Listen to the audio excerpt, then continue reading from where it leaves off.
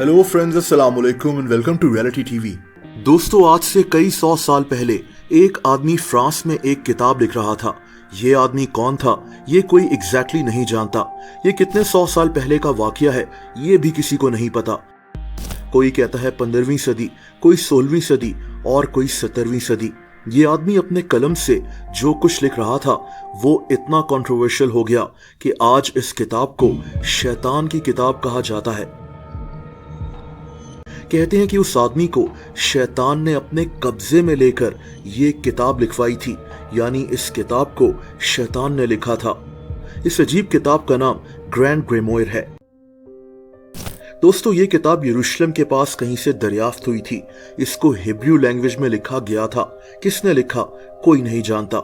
एक थ्योरी ये भी है कि इस किताब को हजरत सुलेमान अलैहिस्सलाम के ज़माने में किसी जादूगर ने लिखा था, जिससे शैतान ने यह किताब लिखवाई थी, लेकिन इसके कोई सबूत नहीं है।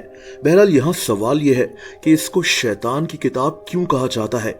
इस किताब में ऐसा क्या है जो हमें कभी भी पढ़ना नहीं चाहिए। ये बात क्यों मशहूर है कि इस किताब को पढ़ने वाले लोग पागल हो सकते हैं, इन पर शैतान कब्जा कर सकता है। दोस्तों, ये बेसिकली दो किताबें हैं। पहली किताब में शैतान को बुलाने के तरीके लिखे हैं। इस किताब में यह भी लिखा हुआ है कि शैतान से जबरदस्ती कोई काम करवाने के लिए क्या करना चाहिए। यानी ये किताब काला जादू यानी ब्लैक मैजिक के ऊपर है। इस किताब में शयातीन के नाम तक लिखे हुए हैं, जैसा कि बील्ज़बब, सैटनाशिया, लूसीफर और इस जैसे कई नाम। दोस्तों, इसकी जो दूसरी किताब है उसके दो पार्ट्स हैं। इनको सीक्रेट्स ऑफ द मैजिक भी कहा जाता है। इस किताब में बाकायदा सिखाया गया है कि शैतान के साथ मुआहिदा कैसे करना है, यानी इंसान हर वो गलीज काम करे जो शैतान उससे करवाना चाहता है और बदले में शैतान उस आदमी की ख्वाहिशात पूरी करेगा। जैसे कोई इंसान लॉटरी कैसे जीत सकता है, या फिर इसने किसी से शादी करनी हो, या फिर किसी का दिमाग काबू करना हो। यहाँ तक कि इस किताब में गायब होने तक का तरीका बताया गया है। फिर से वही बात, ये सब काला जादू है। यानी बेसिकली ये किताब काले जादू पर है। इसमें जादू और मंत्र वगैरह लिखे हुए हैं, जिनको जानवरों का खून और हड्डियां इस्तेमाल कर किया जाता है। ऐसी ऐसी चीजें जो एक नॉर्मल इंसान सोच भी नहीं सकता।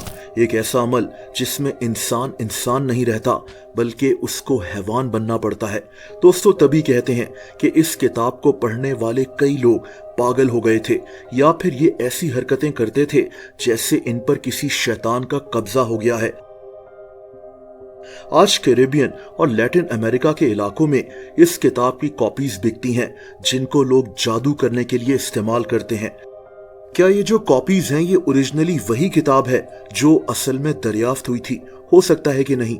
कई लोग मानते हैं कि वो जो ओरिजिनल किताब थी उसको लोगों से कहीं छुपाया हुआ है।